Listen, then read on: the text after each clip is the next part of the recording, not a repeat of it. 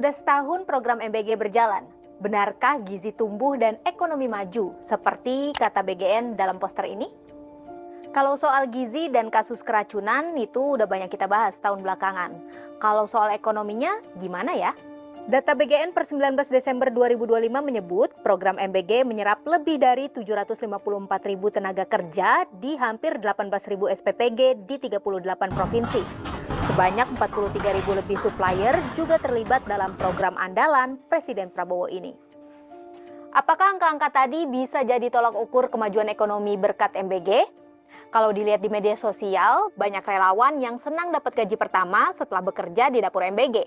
Bahkan beberapa orang di video mengaku itu gaji pertamanya setelah sekian lama menganggur. Itu salah satu sisi positifnya, tapi ada fakta-fakta lain yang mungkin jarang terungkap. Di Cirebon, Jawa Barat, dari 200 kepala keluarga di satu lingkungan RW, hanya satu orang yang direkrut jadi relawan, kata seorang kepala RT. Padahal sejumlah warga sangat mengharapkan lowongan pekerjaan dari SPPG di lingkungan mereka tinggal. Dan BGN juga punya petunjuk teknis soal itu. Dari total relawan, 30%-nya harus masyarakat sekitar. Di Bandung, Jawa Barat, pekerja di salah satu SPPG menuntut transparansi skema pengupahan mereka yang kini menghilangkan uang lembur. Di Solo, Jawa Tengah, pedagang bumbu mengeluh omsetnya turun hingga 50% karena banyak pelanggannya seperti para pedagang di kantin sekolah nggak jualan lagi setelah ada MBG.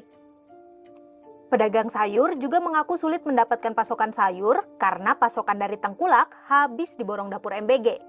Ketua Umum Asosiasi Industri UMKM Indonesia Hermawati Setiorini bilang, karena kebutuhan dapur MBG besar, tidak jarang mereka langsung ke Tengkulak. Itu yang mungkin jadi salah satu alasan kenapa pelaku usaha mikro yang terlibat sebagai penyuplai bahan baku ke dapur-dapur MBG nggak sampai 10%.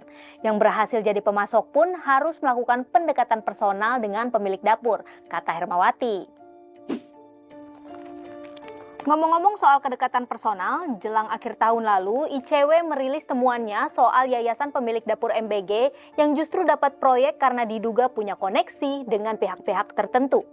Dari 102 yayasan di seluruh Indonesia itu, ICW menemukan ada yang terafiliasi dengan partai politik, militer, kepolisian, sampai kelompok relawan simpatisan kampanye Pilpres 2024 lalu. ICW menyimpulkan pelaksanaan MBG dipenuhi dengan praktik patronase serta konflik kepentingan.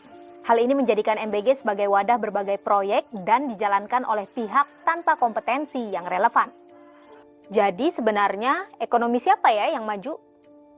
Semakin dekat dia dengan kekuasaan, semakin dekat dia kemarin dengan tim pemenangan Prabowo kemarin, itu paling banyak mendapatkan kuenya. Ya, militer, polisi, SPPG-nya, kemudian